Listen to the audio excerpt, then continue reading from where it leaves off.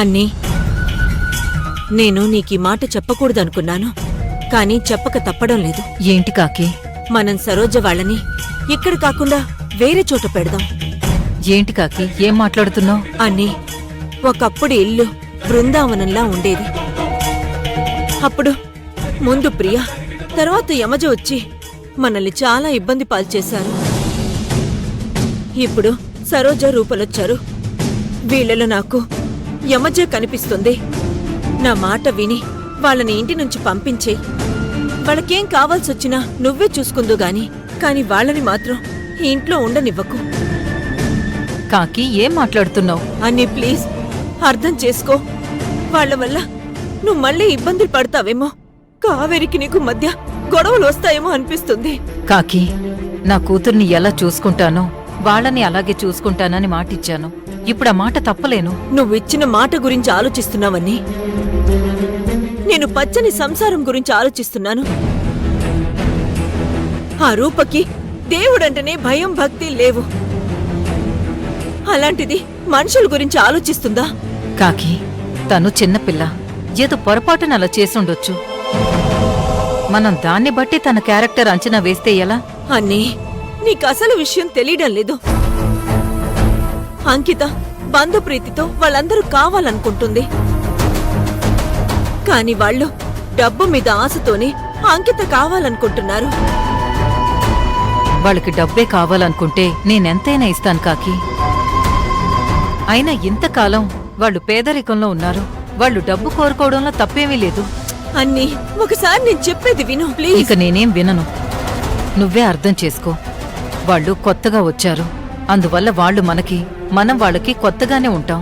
మనమే వాళ్ళకి అలవాటు పడాలి కానీ వాళ్ళనింట్లో నుంచి బయటికెళ్ళమనకూడదు. కాకి, నువ్వేం చెప్పినా నా మంచి కోసమే చెప్తావని నాకు తెలుసు. కానీ ఇప్పుడు అందరికంటే నాకు నా కూతురే ముఖ్యం. వాళ్ళు కూడా ఉంటేనే తను నాతో ఉంటానని అంటుంది. అందువల్ల వాళ్ళని బయటికి పంపడం కుదరదు. కాకి, నువ్వే నన్ను అర్థం చేసుకోలేకపోతే ఇంకెవరు అర్థం చేసుకుంటారు? 20 ఏళ్లు నా కూతురికి దూరంగా ఉన్నాను. ఇప్పుడు కూడా దూరం కావాలా?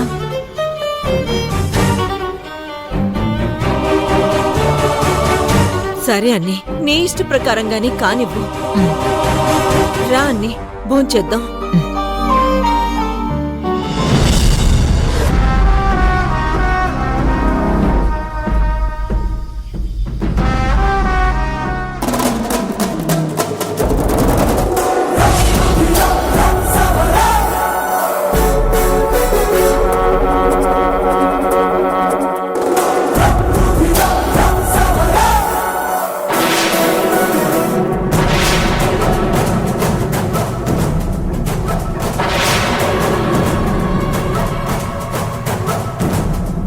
ఏంటి కావేరి ఇలా వచ్చావు?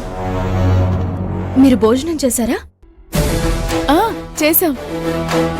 వంటలు ఎలా ఉన్నాయి? బాగున్నాయి. ఎందుకలా అడుగుతున్నావు కావేరి? నా వంటలు మీకు నచ్చాయో లేదో తెలుసుకుందామని. మీకేం అవసరం వచ్చినా నాకు చెప్పండి. ఏం కావాలన్నా నన్ను అడగండి. అలాగే అమ్మా, తప్పకుండా. మాకేం కావాలన్నా నిన్నడగడమేంటి? త్వరలోనే ఈ ఇంటి పెత్తనం మేం తీసుకుంటాం. అప్పుడు నువ్వే మమ్మల్ని అడుక్కోవాలి. మీరేమనుకుంటున్నారో నాకు అర్థమైంది. ఈ ఇంట్లో నీ బోడి పెత్తనం ఏంటి, మేము నిన్ను అడగడం ఏంటి అని అనుకుంటున్నారు కదా?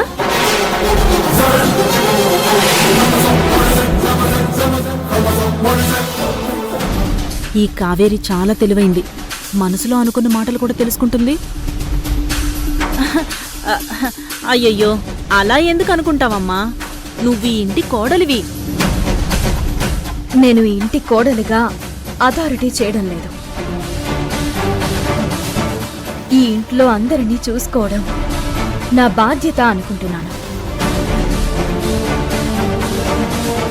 నేను నాది అనుకుంటే గర్వం పెరుగుతుంది. బాధ్యత అనుకుంటే జాగ్రత్తగా ఉంటాం. సరే, ఇవన్నీ మాకెందుకు చెప్తున్నావు?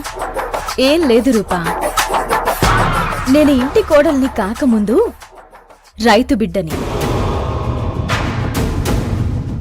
నా ఆధీనంలో ఉన్న పొలాన్ని జాగ్రత్తగా చూసుకునేదాన్ని. పంట పాడు చేయడానికి ఒక్క పురుగు వచ్చినా వెంటనే చంపేసేదాన్ని.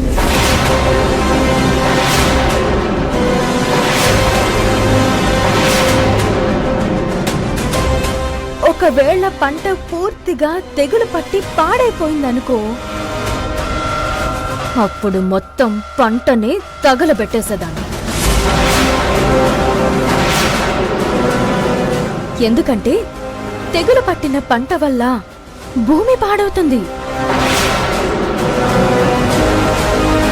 పంట విషయంలోనే ఇలా ఆలోచించిన దాన్ని ఇక కుటుంబం విషయంలో ఎలా ఆలోచిస్తాను? నా కుటుంబాన్ని విడదీయడానికి వచ్చిన వాళ్ళని ఏం చేస్తాను? అంటే ఏంటి?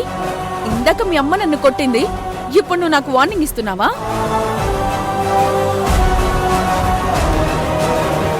నువ్వు చాలా అదృష్టవంతురాలివి రూపా. మా అమ్మ సాధారణంగా ఎవ్వరితోనూ నోటితో మాట్లాడుతూ కత్తితోనే మాట్లాడుతుంది. నీ అదృష్టం కొద్దీ నిన్ను చేత్తో కొట్టి వదిలేసింది. తప్పెవరితో నాకు తెలీదనుకున్నావా? మేమందరం మాట్లాడుకోవడం, నువ్వు చాటుగా వినడం నిన్ను చూడలేదనుకున్నావా?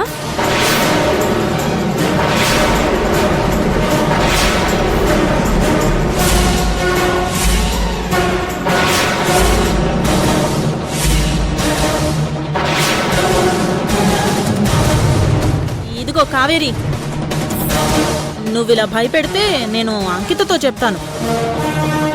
ఎవరైనా మీ మీద గౌరవం ఉన్నంతవరకే. అది దాటితే ఎవ్వరినీ లెక్క చేసే సమస్య లేదు.